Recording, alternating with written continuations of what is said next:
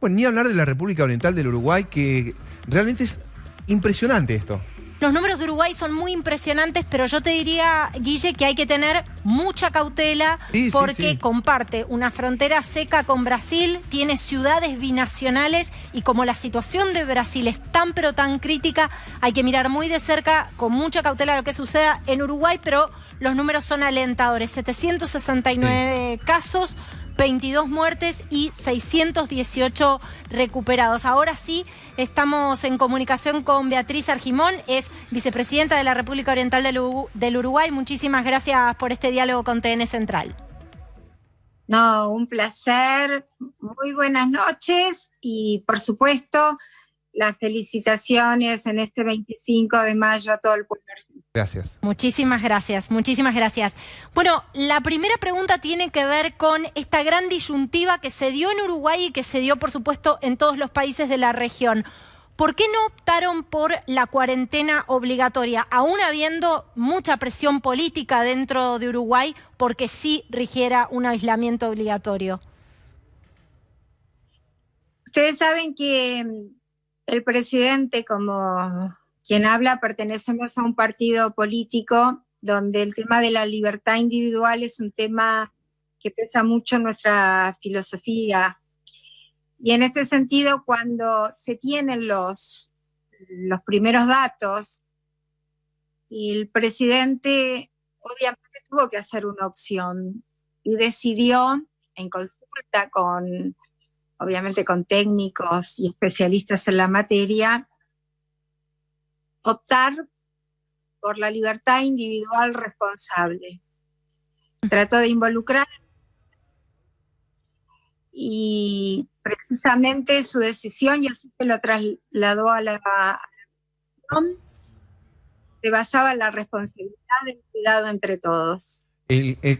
Obviamente, nosotros tenemos un periodo, primero ustedes saben, nuestra población es de 3,5 millones de habitantes, estamos concentrados fuertemente en zonas urbanas, y esto hace que en la decisión del presidente y los apoyos técnicos haya priorizado la decisión de la voluntad individual con responsabilidad social. Ahora, además, vicepresidente, ¿se puede comparar a Uruguay con otras poblaciones de 3 millones o más de habitantes?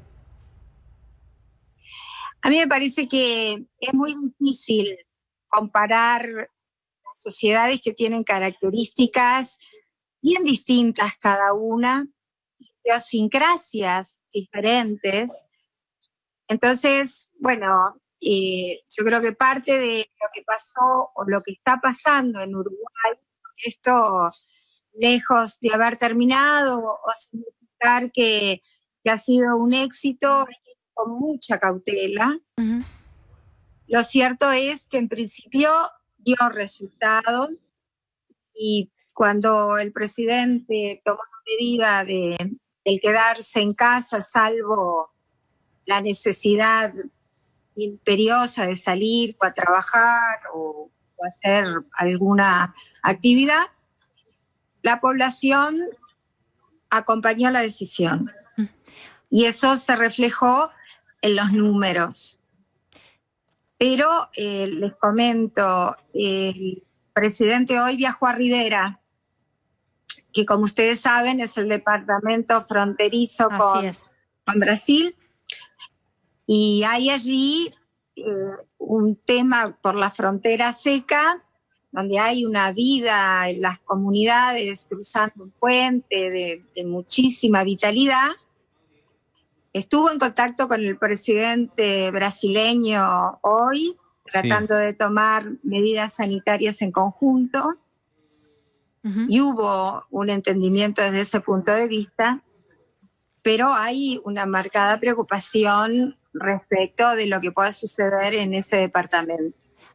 Vicepresidenta, la siguiente pregunta tiene más que ver con la recuperación después del golpe económico que significa para todos nuestros países la pandemia del coronavirus y, por supuesto, la parálisis económica. Ustedes tomaron la decisión como administración de recortar salarios, de recortar dietas de funcionarios públicos, pero al mismo tiempo el presidente Lacalle Pou dijo de manera muy clara, inequívocamente, que no iba a subir los impuestos y que no iba a gravar a las grandes fortunas de Uruguay que esperaba fueran o sean quienes propulsan a la economía. ¿Por qué esta decisión?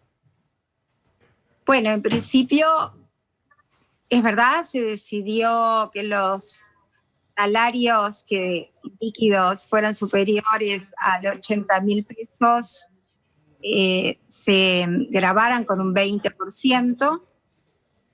Esto hizo la constitución de un fondo COVID-19, donde se aportó desde lo público, ¿verdad? Sí, sí. Ahora... Y el presidente entendía que precisamente la reactivación del sector privado iba a ser muy importante y que si se le gravaba, esto iba a ser muy dificultoso. Por eso la decisión. Y hasta ahora se ha mantenido toda esa postura.